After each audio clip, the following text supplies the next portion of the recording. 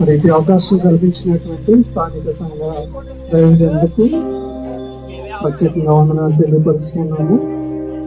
ప్రియ కొమ్ముగూడెం గ్రామస్తులందరికీ కూడా మరి మా తరఫున మీ అందరికీ కూడా ప్రత్యేకమైనటువంటి వందనాలు తెలియపరుస్తూ ఉన్నామండి.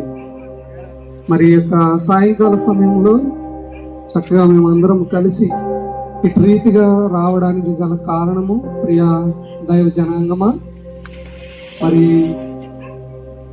ప్రజలందరూ కూడా ఏదో ఒక అయోమయంలో బ్రతుకుతూ ఉంటున్నటువంటి పరిస్థితులు మనకు కనబడతా ఉన్నాయి ప్రియులారా. ఆ అయోమయంలో ఉన్నటువంటి పరిస్థితుల్లో పరిశోధన చేయడం ప్రారంభించాడు మానవుడు.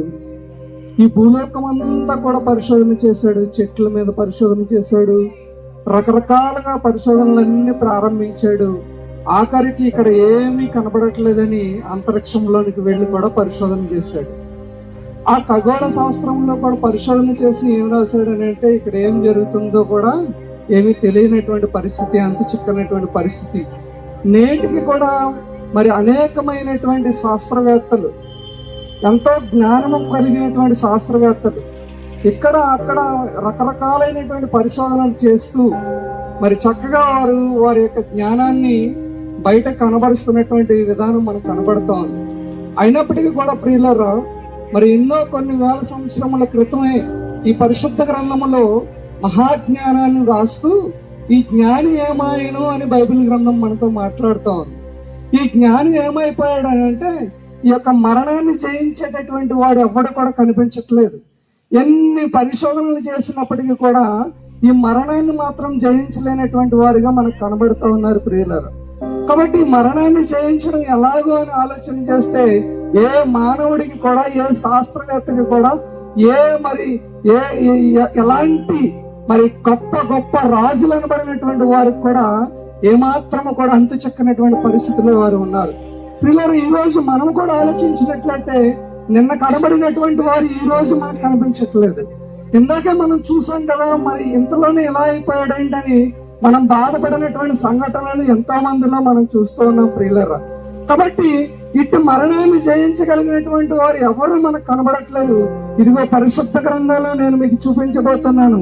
నజరేయుడైనటువంటి యేసుక్రీస్తు అనబడినటువంటి ఈ నరుడు దేవుని కుమారుడుగా ఈ లోకానికి వచ్చి నశించిపోతున్నటువంటి ఆత్మలను ఏ ఒక్క ఆత్మ కూడా నశించిపోకూడదని ఆయన పూనుకొని ఈ లోకానికి వచ్చి మరి ఆయన నీ కొరకు, నా కొరకు, నీవు చేసినటువంటి పాపముల కొరకు, నేను చేసినటువంటి అతిక్రమముల కొరకు ఆయన మరి ఈ లోకంలో బలి అయినట్లుగా మనం చూస్తున్నాం ప్రియులరా. ఏ జ్ఞానికి కూడా కనబడినటువంటి ఈ యొక్క మహా అద్భుతమైనటువంటి సంగతి ఏంటంటే ఆయన మరణాన్ని జయించాడు.